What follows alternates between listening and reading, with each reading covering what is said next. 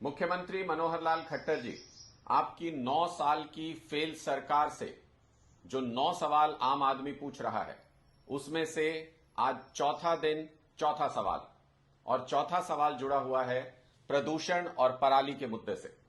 मुख्यमंत्री जी, आज सुबह जब आप उठे, जब हरियाणा के लोग उठे, तो पूरे देश के सबसे प्रदूषित 12 शहरों में से 6 शहर हरियाणा के थे।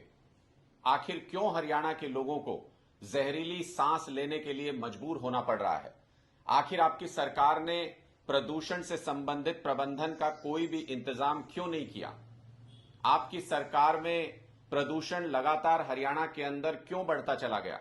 दिल्ली में इतनी डेंस पॉपुलेशन है, उसके बावजूद पिछले 8 सालों में दिल्ली के अंदर 30% तक प्रदूषण में कमी आई है, क्योंकि दिल्ली सरकार ने उसके लिए एफर्ट किए। वहां पर सीएनजी की बसें चलती थी, अब इलेक्ट्रिक बसें चलाई गई। हरियाणा में डीजल की बसें चलती थी, आपने सीएनजी की तरफ जाने का और उसके बाद इलेक्ट्रिक बसों की तरफ जाने का कभी नहीं सोचा, कोई ख्याल नहीं आया, इस बारे में आपने कोई कदम नहीं उठाया। दूसरा, वहां पर अगर आप देखेंगे दिल्ली में, वहां पर कूड़ा जलाने पर पाबंदी है, वहां पर उसके लिए 600-700 टीमें डिप्लॉय की गई हैं, उसमें कमी आई। वहां पर कचरा प्रबंधन की व्यवस्था की गई। हरियाणा के अंदर आज तक कचरा प्रबंधन की कोई व्यवस्था नहीं है। हर शहर में कूड़ों के ढेर आप देख सकते हैं, हर शहर में कूड़े को जगह जगह पर जलाया जाता है। तीसरी और सबसे महत्वपूर्ण बात, आपने ग्रीन कवर बढ़ाने के लिए काम नहीं किया। हरियाणा में ग्रीन कवर बढ़ाने के लिए आपने क्या किया? इसी तरीके से जब पराली की समस्या हर साल हरियाणा के सामने आती है, तो आप जो पीड़ित किसान हैं उन्हीं को दोषी बताकर उनके ऊपर सारा दोष मढ़ के आप अपने सर से वो जिम्मेदारी उतार लेते हैं। मुख्यमंत्री जी, ये सरासर गलत है, क्योंकि पराली प्रबंधन करने में आपकी सरकार फेल रही है। पराली का प्रबंधन सरकार की जिम्मेदारी है।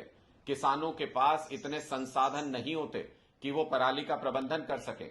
हरियाणा में इस बार भी धड़ल्ले से पराली जल रही है, सिर्फ इसलिए जल रही है क्योंकि आपका इस समस्या से निपटने का तरीका सही नहीं है। आपने क्या तरीका अपनाया?